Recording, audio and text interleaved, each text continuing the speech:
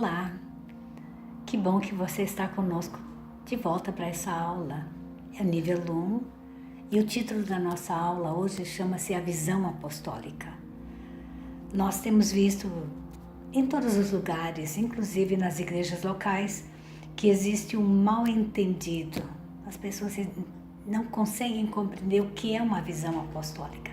Esse mal-entendido, ele tem deixado pessoas muito sugestivas e elas vão para um lado muito triste.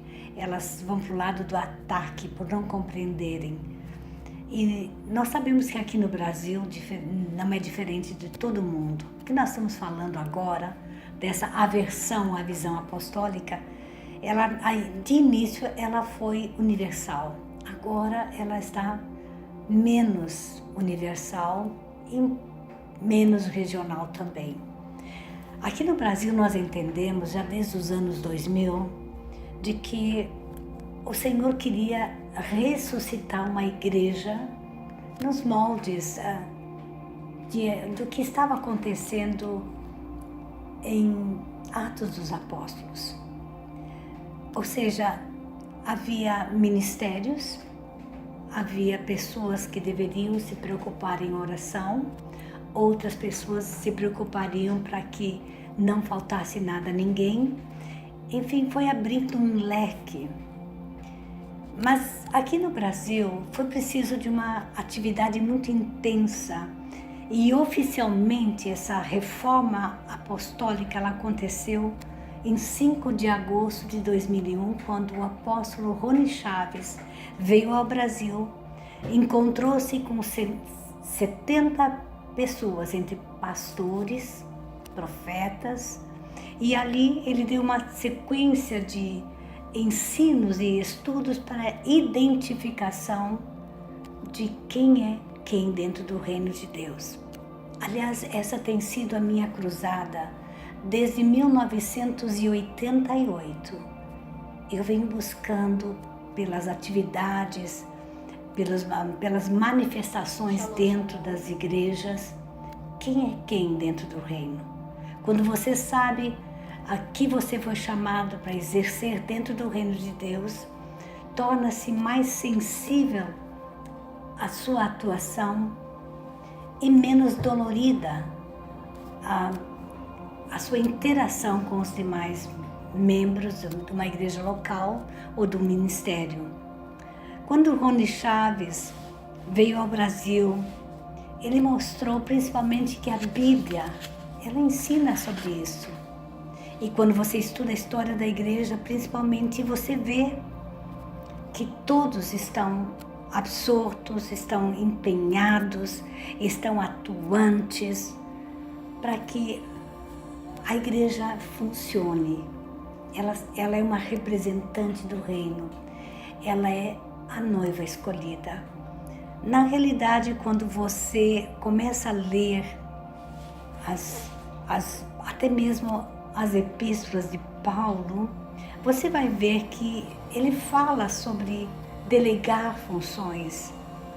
E especialmente em 1 Coríntios, e aqui vou dar uma breve parada para você, eu gostaria muitíssimo que você vá anotando esses versos, esses capítulos que eu estou mencionando, e sobretudo quando existir uma entonação na minha voz com perguntas, essas perguntas vão direcionar o teu estudo para que você seja bem sucedido, para que você possa lembrar desta aula, porque ela vai ser a sequência, ou vai ter a sequência de outras mais, que vão ser importantes, mas a partir desta.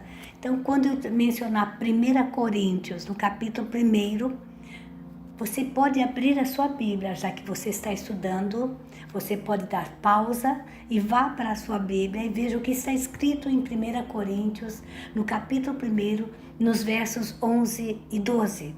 Ali você vê que Paulo está dizendo, escuta, eu sei que está havendo contendas entre vocês. Por que isso? Porque um está dizendo que é meu discípulo, porque o outro está dizendo que é de Apolo, um que é de Cefas, outro que é de Cristo. É preciso entender que todas essas preocupações que Paulo tinha, elas continuaram ao longo do tempo.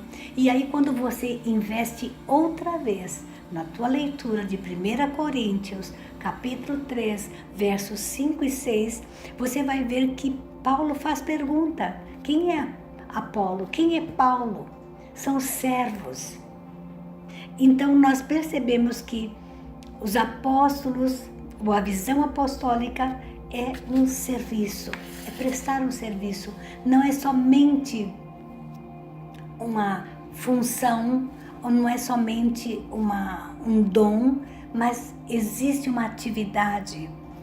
E nesse meu movimento, que poderíamos dizer reforma apostólica, na realidade não é uma reforma, na realidade é a continuação do que Paulo deixou dito, do que aliás todos os 12 apóstolos originais fizeram enquanto estavam exercitando esse ministério.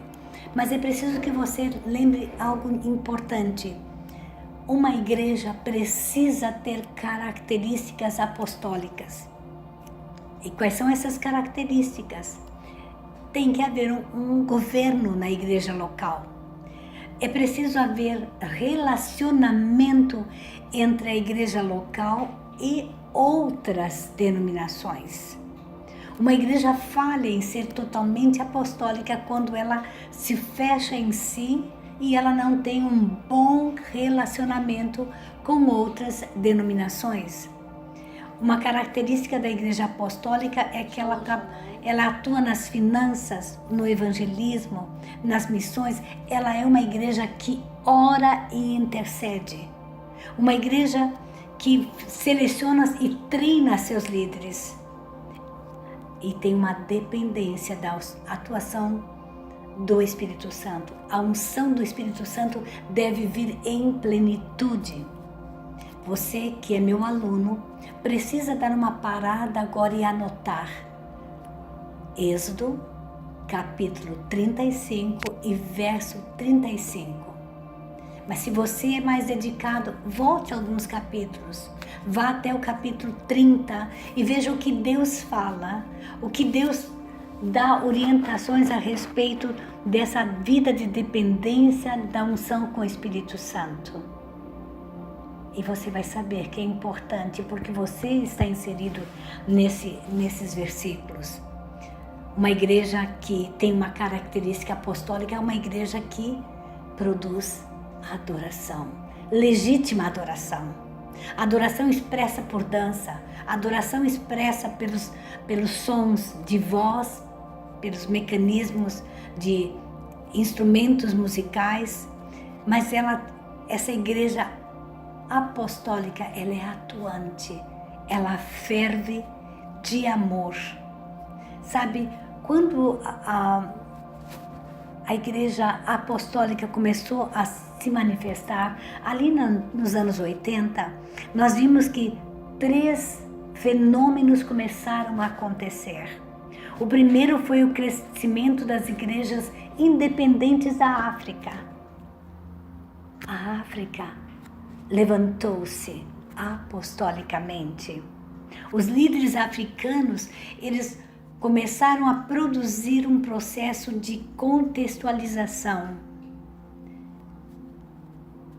de um movimento de crescimento tão violento.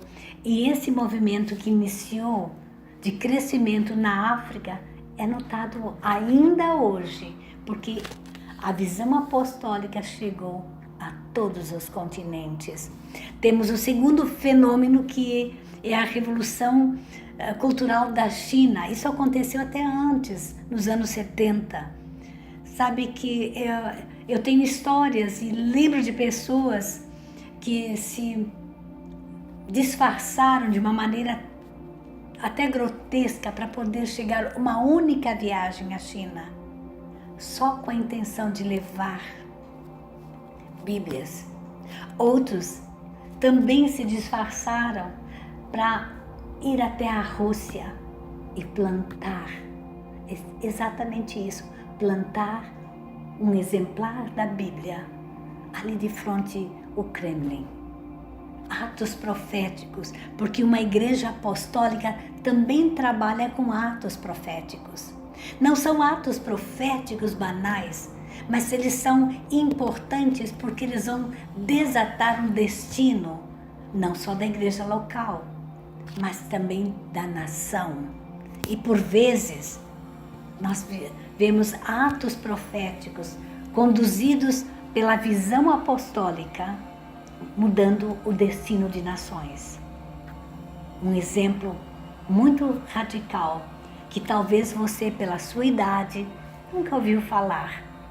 Mas quando os primeiros 12 apóstolos foram ungidos no Brasil, um dos primeiros atos apostólicos foi de ir até a Ponte da Amizade, essa que ligava Brasil e Paraguai, numa época que era dificílima a atuação deles. Nós sabíamos que o Paraguai até então era paupérrimo. Ele recebia os produtos roubados do Brasil. E quem ia ao Paraguai fazer compras, geralmente vinha com o intuito de promover um contrabando.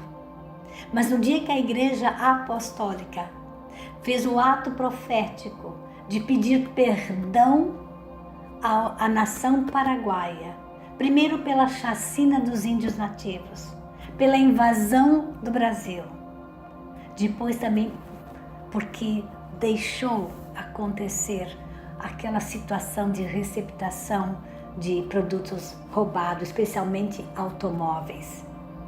A partir de então, a nação paraguaia tem outro destino, tem outra visão e ela está prosperando. A visão apostólica, ela faz isso. E é esse o terceiro fenômeno que nós vemos, das características da visão apostólica, que as igrejas latino-americanas, elas deixaram de ter influência de missionários estrangeiros para terem as suas próprias características. É ali então que nós vemos a caracterização do odre novo. Agora, como é que eu posso caracterizar outra vez uma igreja apostólica? Como eu posso caracterizar? De 3 perspectivas. A primeira, a igreja apostólica, ela reflete um estilo de igreja que está na Bíblia. Ela tem princípios, ela contextualiza com a cultura contemporânea. Segundo, ela tem a prioridade de alcançar o perdido. Necessariamente o perdido não é aquele que está em outro continente, mas o que está no local, até mesmo relacionado com a própria igreja local. Os familiares, por causa desse desejo de alcançar o perdido, a igreja apostólica, ela tem ramos. Posso te dar um exemplo de como somos apostólicos aqui, nós, no Ministério Apostólico Vida para Nações? É quando nós temos a Caverna das Tribos, que ela está aqui, mas ela sai. Ela busca aquele improvável, aquele que para outras denominações seculares não tem interesse, mas que quando vem para estar conosco, nós temos a grata surpresa, tesouros escondidos, diamantes brutos, que é preciso uma burilada, e a burilada é feita com o amor ágape de Deus. Esta é a segunda prioridade de uma igreja apostólica. A terceira prioridade é por causa dos dons e da função do apóstolo. Aqui é preciso que você entenda o seguinte: os dons são necessários e nós, e toda igreja que se diz apostólica, ela enfatiza dons ministeriais, os 5 pelo menos. E essa será a sequência das próximas aulas. Nós hoje estamos vendo o apostólico, depois veremos o profético, depois o pastor, depois o evangelista, depois o mestre, e assim por diante. É interessante para compreender que nós saímos do que era velho, ou seja, mais arcaico, mais tradicional, mais conservador, para, de fato, entrarmos na visão e nos valores de vivermos o futuro. O líder apostólico, ele aprecia o passado, mas ele vive no presente. E é claro, sonha com o futuro. Uma visão apostólica, sem viver o presente, sem sonhar o futuro e depreciando o passado, não é uma visão apostólica, de maneira alguma. A visão precisa ser mais focalizada quando a igreja é apostólica.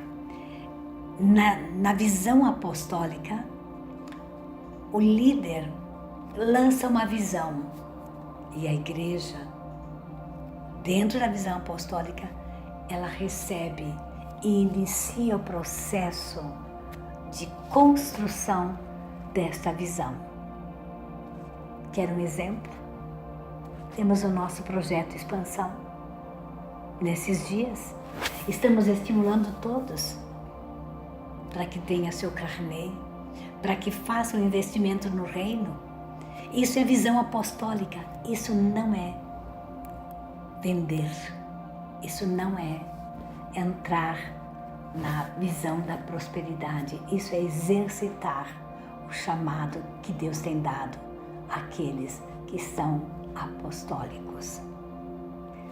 Quando uma igreja é apostólica, ela também libera a criatividade. Por quê? Quando ela libera a criatividade, ela está liberando outros líderes, ela está treinando. Se você está nessa escola, certamente é porque você tem um chamado e está sendo treinado. Parabéns pela escolha.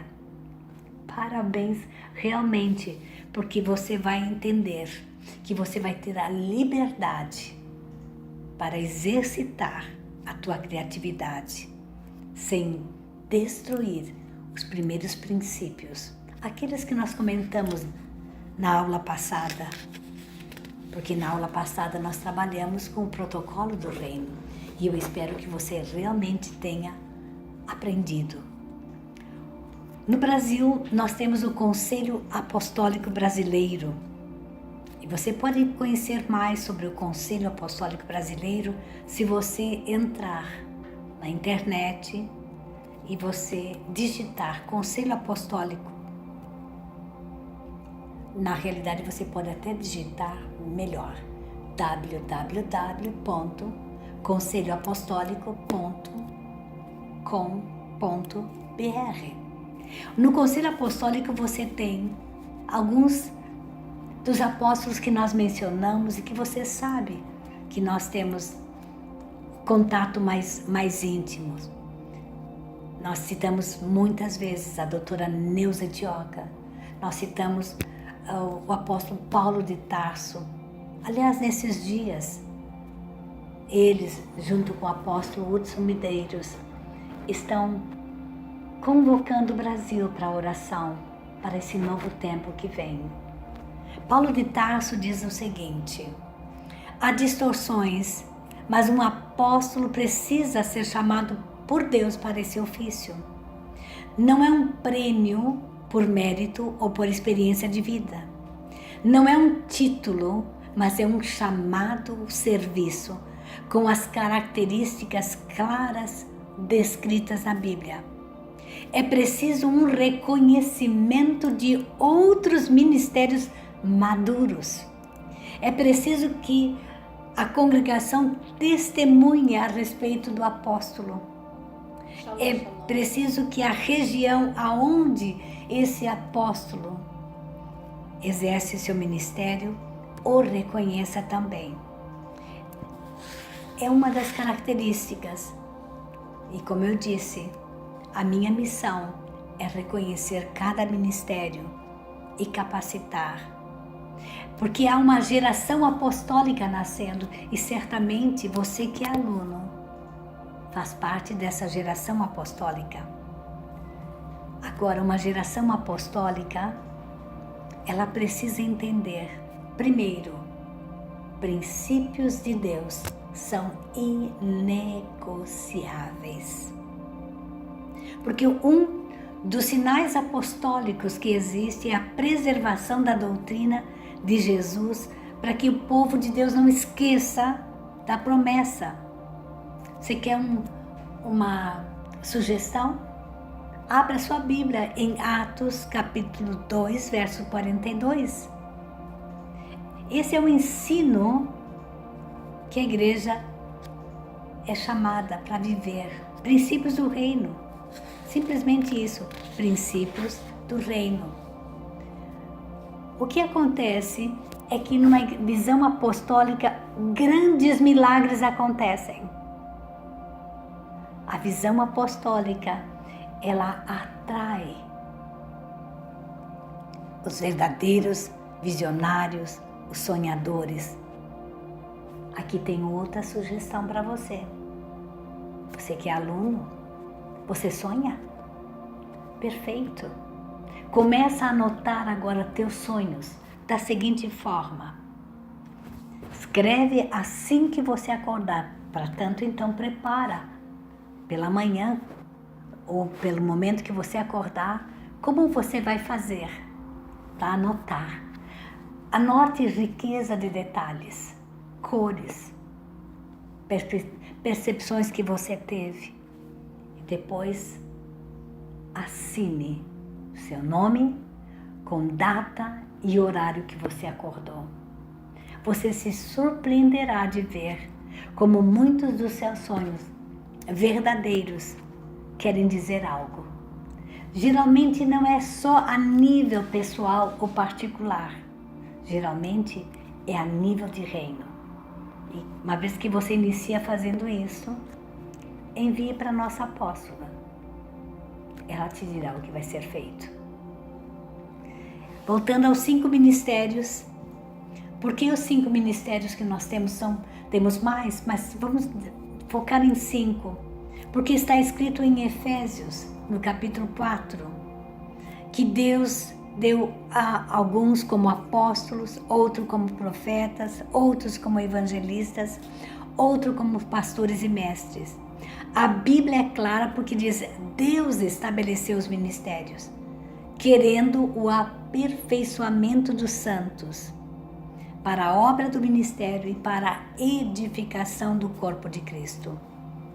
Então, na realidade, o que Deus está dizendo é que nessa dimensão administrativa de dons e de ministérios, a esperança do Senhor, que te chamou, que está te capacitando para a liderança, é que você gerencie os seus dons, o seu ministério com maturidade. Quando você gerenciar com a maturidade, então sim eu posso dizer, você é geração apostólica. Você é a nova geração. Enquanto não houver maturidade, enquanto você não está inserido dentro da visão apostólica, além de você estar com um grande problema, você não está amadurecendo. Shalom, shalom. É uma situação. Queria mencionar também hoje o apóstolo Arles Marques e a apóstola Valnice Milhomes. Esses foram os precursores no Brasil. O Conselho Apostólico tem 15 membros hoje. Começou em 2005, mas começou com 12. Hoje tem mais 5. A classificação deles, a maneira que eles atuam, eu ainda encorajo você. Não fique somente nesta aula. Procure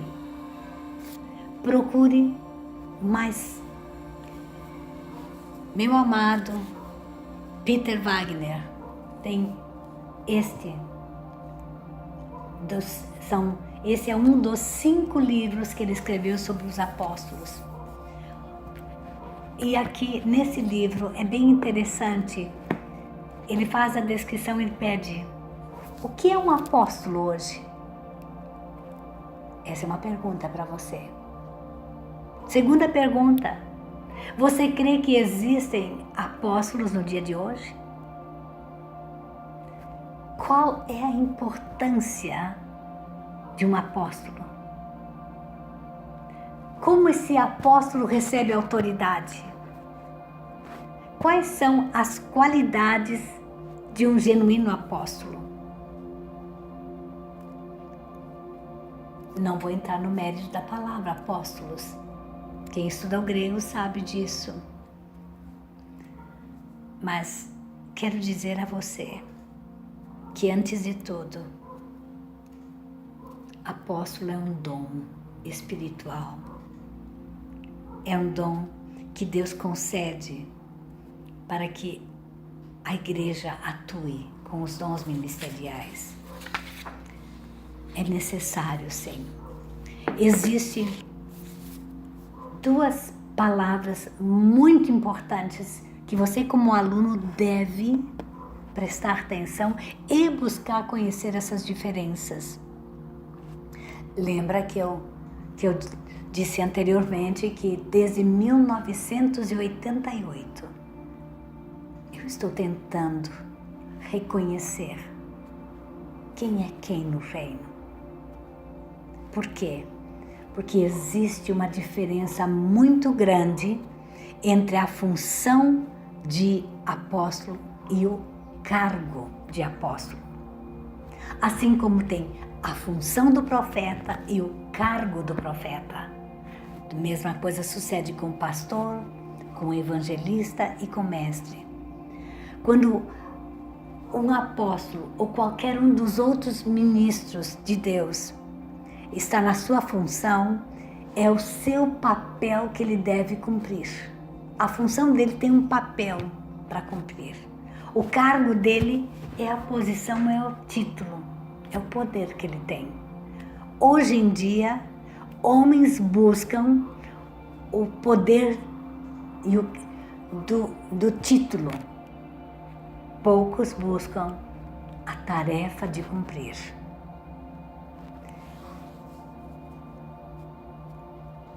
Peter Wagner, ele define o dom do apóstolo da seguinte forma. Convém que você anote isso. O dom de apóstolo é uma habilidade especial que Deus concede a certos membros do corpo de Cristo para assumirem e exercerem liderança sobre um certo número de igrejas com uma autoridade extraordinária em assuntos espirituais, que é espontaneamente reconhecida e apreciada por essas igrejas.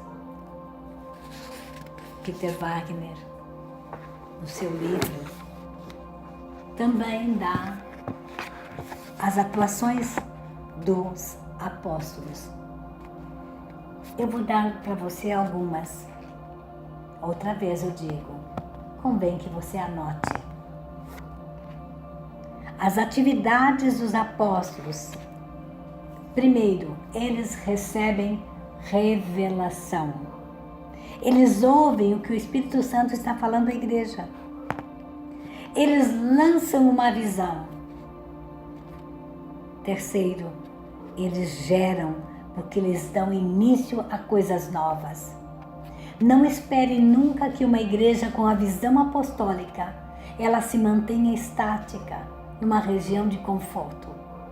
A igreja que tem a visão apostólica está sempre fazendo coisas novas, coisas para o reino, coisas que foram colocadas aos seus líderes através da unção do Espírito Santo. Os apóstolos edificam, eles elaboram estratégias, Eles procuram fundos e recursos necessários para isto. A visão apostólica, ela trata as finanças de uma maneira muito grave e muito séria. Não existe oba-oba. Existe sim uma determinação de ser correto e justo. Uma igreja apostólica trabalha com finanças para o bem-estar dos filhos de Deus. E isso significa até aqueles que não estão congregando junto, mas recebem o tratamento, um tratamento específico de amor, porque a visão apostólica, ela é gerada no puro amor. É claro que os apóstolos governam, eles têm que colocar as coisas em ordem, eles também ensinam, eles enviam, eles concluem os projetos, eles guerreiam. Aqui é importante saber que os apóstolos são generais do exército de Deus. Quando a igreja está numa guerra, numa batalha espiritual, quem está à frente? O apóstolo. Os apóstolos unem gerações. É o que nós vemos. Você pode ser a segunda geração ou talvez a terceira. Se você partir a partir da minha posição de me chamar primeira geração, você só vai ter que ver a hierarquia. Mas é preciso haver unidade de gerações. Por quê? Porque os apóstolos vão preparar cada um para o seu trabalho, para a sua função, para a sua excelência. Aqui eu lembro de John Enlow. Ele fala: as 7 montanhas precisam ser conquistadas. Essa visão apostólica é do reino de Deus, veio dele. Então, além de você estar estudando conosco, eu espero que você esteja também estudando, se aperfeiçoando na sua profissão, desejando uma nova profissão. Porque essa função apostólica é um princípio que deve ser vivido. O encorajamento é necessário. E eu realmente espero que, assim como você está recebendo a informação sobre as qualidades de um genuíno apóstolo, você sabe que os demais ministérios também recebem orientações. E nós vamos vendo a ideia também que os apóstolos são como pais. Sim, eles agem como pais espirituais. Eles fornecem proteção, o exemplo, fornecem a correção, delegam autoridade. E dentro desses princípios, proteção, exemplo e correção, você tem a decisão de obedecer. Se você obedece, certamente o teu destino é mudado, porque a grande prioridade do apóstolo é de ter um caráter piedoso. Ele se enquadra bem. Aliás, eu quero lembrar você das qualidades. Anote-nas para seu exercício, para você conhecer. 1 Timóteo, capítulo 3, versos 2 a 6, deve estar na sua língua, na sua boca, na sua memória. Por quê? Porque os apóstolos maduros, que são como pais, eles sempre vão estar preocupados com o bem-estar dos seus filhos. Eles estão mais preocupados com o sucesso dos filhos do que deles mesmos. É uma aventura aquele que tem um guia, um orientador, um apóstolo. Que diz Paulo a Timóteo? Timóteo, meu verdadeiro filho na fé, deseja você também ser. Agora, o chamado apostólico recebe muitos ataques. Por que ele recebe ataque? Porque a visão apostólica, aqui defende os 5 ministérios, aqui tem o apóstolo como líder, recebe revelação e o inimigo odeia a revelação. Os espíritos territoriais, os que foram os donos de uma região espiritual por muitos anos, de repente são confrontados pela visão apostólica e pela atuação do apóstolo. Como um líder apostólico pode ser atacado? Como um apóstolo pode ser atacado? Primeiro, a mente do líder. Primeiro ele ataca a mente do líder, depois ele ataca a equipe principal desse líder. Depois ataca aqueles que têm influência. Depois ataca as finanças que mantêm os ministérios. Então o líder apostólico anda não só por fé, mas também pela visão. Eles nunca são movidos pelas circunstâncias externas. Porque os espíritos que são liberados para atacar a igreja são descobertos, são revelados, são enfrentados e são derrotados. E não importa a que nível está a infiltração desses demônios, desses espíritos. O líder apostólico, a equipe apostólica, sempre vai descobrir as raízes, de onde vem e aonde não há um pecado não confesso. Alguns desses espíritos eu gostaria que você anotasse. Eu dei alguns nomes, alguns outros estudiosos dão os mesmos nomes, mas eu queria que você percebesse não só o nome, mas as características para você se tornar um líder em treinamento alerta. O espírito de Saul, esse espírito não deixa que a voz de Deus seja ouvida e obedecida.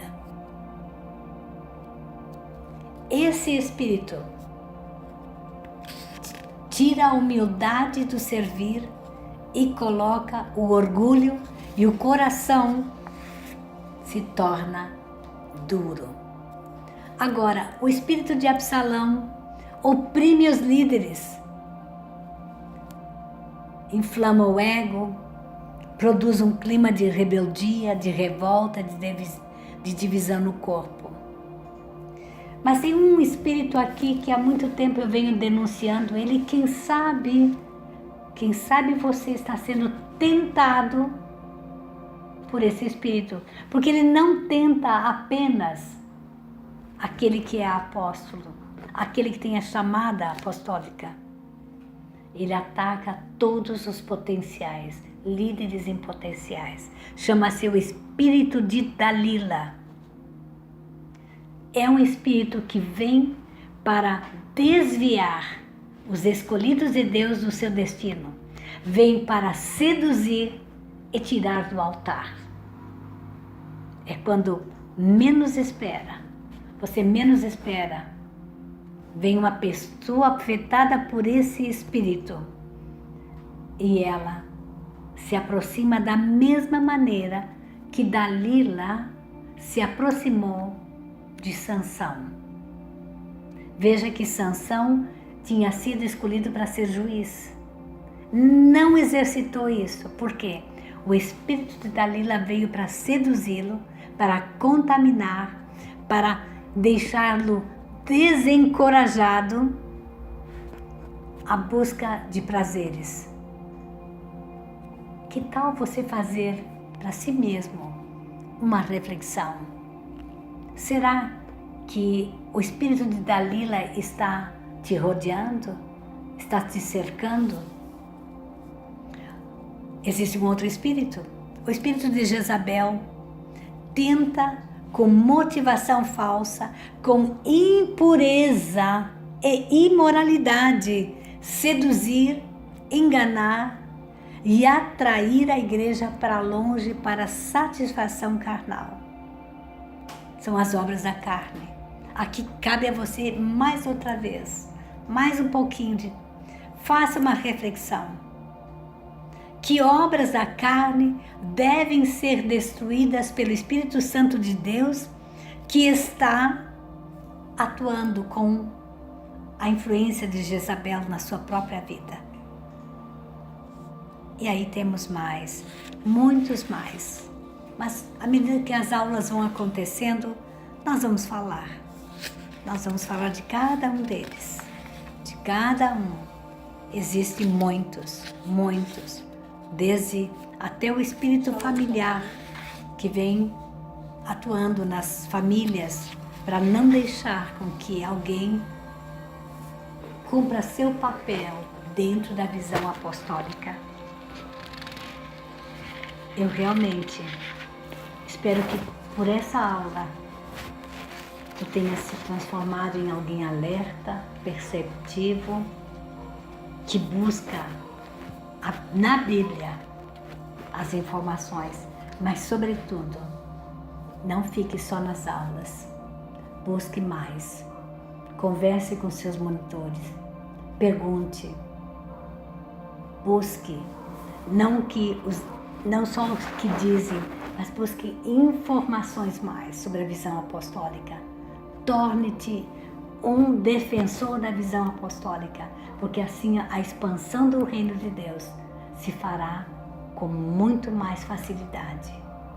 Você estará fazendo parte da história, uma história já registrada sobre você, escrita no livro da vida. Que Deus te abençoe, que você faça bom uso dessa aula, exercite, leia, medite e principalmente ore.